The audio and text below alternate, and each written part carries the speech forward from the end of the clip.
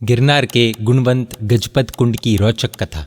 इस एपिसोड में हम जानेंगे गिरनार के प्रसिद्ध गजपत कुंड की पवित्रता और उसका महत्व। तो प्रस्तुत है गिरनार शरण विहार प्रसाद रत्नता श्रावक गोमेद यक्ष की कथा। श्री अंबिका देवी इनक्रेडिबली इंटेलिजेंट सज्जन मंत्री ने आसोज बदी अमावस नेमिनाथ भगवान।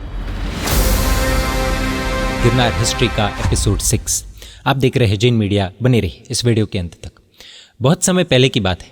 श्रीपुर नामक एक नगर में पृथु नामक एक बहुत ही बहादुर क्षत्रिय रहता था और उसकी पत्नी का नाम चंद्रमुखी था। पृथु के घर पर एक दुर्भाग्यशाली बेटी का जन्म हुआ जिसका नाम था दुर्गंधा, क्योंकि उसके शरीर से बहुत तेज और अजीब सी दुर्गंध यानी कि स्मेल आती थी, खराब स्मेल, और इसी कारण से कोई भी उससे शादी करने को तैयार ही नहीं था। आखिरकार एक युवक सोमदेव से दुर्गंधा की शादी हुई, लेकिन पहली ही रात को सोमदेव दुर्गंधा में से आ रही स्मेल से परेशान होकर भाग गया। पति, माता पिता और परिवार के छोड़ देने पर दुर्गंधा अकेली रह गई।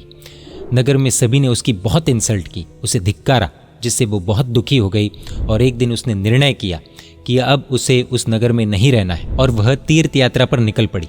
वह कई बड़े बड़े अन्य धर्म के स्थानों पर गई, लेकिन उसके मन को शांति नहीं मिली। एंड में आत्महत्या यानी कि सुसाइड करने का डिसीजन लेकर वह समुद्र की ओर चल पड़ी। उसी समय दुर्गंधा को रास्ते में एक तापस दिखे।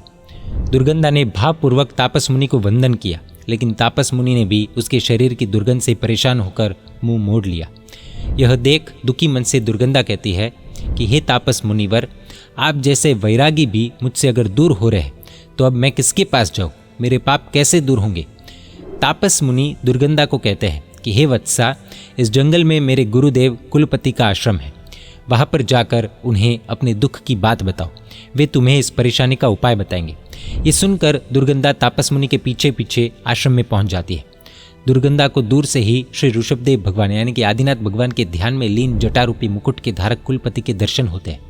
उनके पास जाकर दुर्गंधा उन्हें वंदन करती है, लेकिन तब ही कुलपति भी उसके शरीर की दुर्गंध से परेशान होकर उससे पूछते हैं कि हे वत्सा, तेरे शरीर से इतनी दुर्गंध क्यों आ रही है? तो इतनी परेशान क्यों है? दुर्गंधा ने रोते हुए अपनी पूरी कहानी सुनाई और कुलपति से विनती की कि गुरुदेव, कृपया मेरी इस परेशानी को खत्म करने का और मेरे पाप कर्मों को खत्म करने का कोई उपाय बताइए। कुलपति ने कहा, मैं केवल ज्ञानी तो नहीं हूँ, लेकिन एक उपाय बता सकता हूँ। आप शत्रुंजय महातीर्थ की यात्रा करते हुए गिरनार जी महातीर्थ पर जाना और वहाँ के गजपत कुंड के जल से स्नान करना।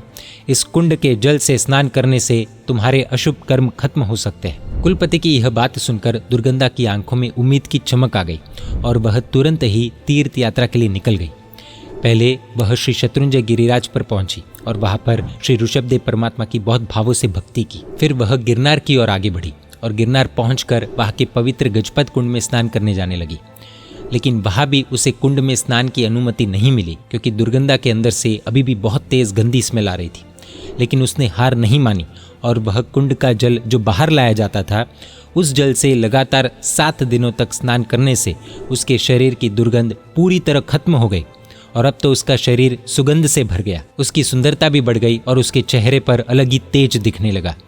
दुर्गंध खत्म होने के बाद उसे गजपत कुंड में स्नान करने की परमिशन मिल गई और गजपत कुंड के पवित्र, शुद्ध और रोग निवारक जल से स्नान करके उसने जिन मंदिर में जाकर अत्यंत भावपूर्वक श्री नेमिनाथ भगवान की पूजा की। जब दुर्गंधा पूजा आदि करके जिनालय से बाहर आई, तब उसे एक केवली भगवंत मिले। दुर्गंधा ने तुरंत उन्हें वंदन किया और अपने पूर्व जन्म के बारे में जानने की इच्छा बताई। केवली भगवंत ने कहा, हे भद्रे, तुम्हें पिछले जन्म में अपने कुल का बहुत अहंकार था। एक बार तुमने जैन साधुओं का मजाक उड़ाया था और ये कहा था कि ये साधु तो स्नान भी नहीं करते, कितने गंदे रहते हैं, इनमें से कितनी दुर्गंध आती होगी। बस इसी पाप के कारण तुम्हें नरक और अनेक नीच कुल में जन्म लेना पड़ा। अब इन शत्रुंजय, गिरनार आदि तीर्थों की भक्ति से तुम्हारे पुराने पापों का अंत हुआ है और तुम्हें सम्यक्त्व की प्राप्ति हुई है।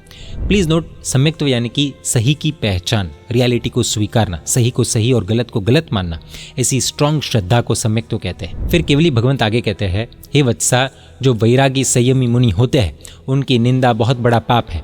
वे बिना किसी स्वार्थ के सभी जीवों की भलाई के लिए धर्म का प्रचार करते हैं और उनकी निंदा करने से अनंत भवों का भ्रमण बढ़ जाता है, यानी कि अनंत भवों तक संसार में भटकना पड़ता है।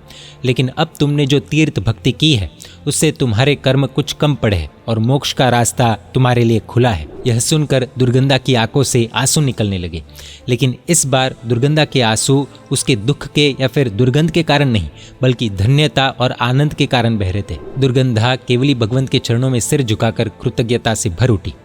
तो ये थी गिरनार जी तीर्थ के गजपत कुंड की इंपॉर्टेंस और महिमा बताती हुई एक छोटी सी कहानी। गिरनार हिस्ट्री की सीरीज के सारे एपिसोड्स एक बार देखने जैसे, और हाँ, गिरनार की यात्रा वर्ष में एक बार तो कम से कम करने जैसी है। ज्यादा करो तो अच्छा ही है। और हाँ, यात्रा में जाने से पहले इतिहास अगर हम जानकर जाएंगे तो भावों में जरूर वृद्धि होगी। जय जिन शासन, जय महावीर।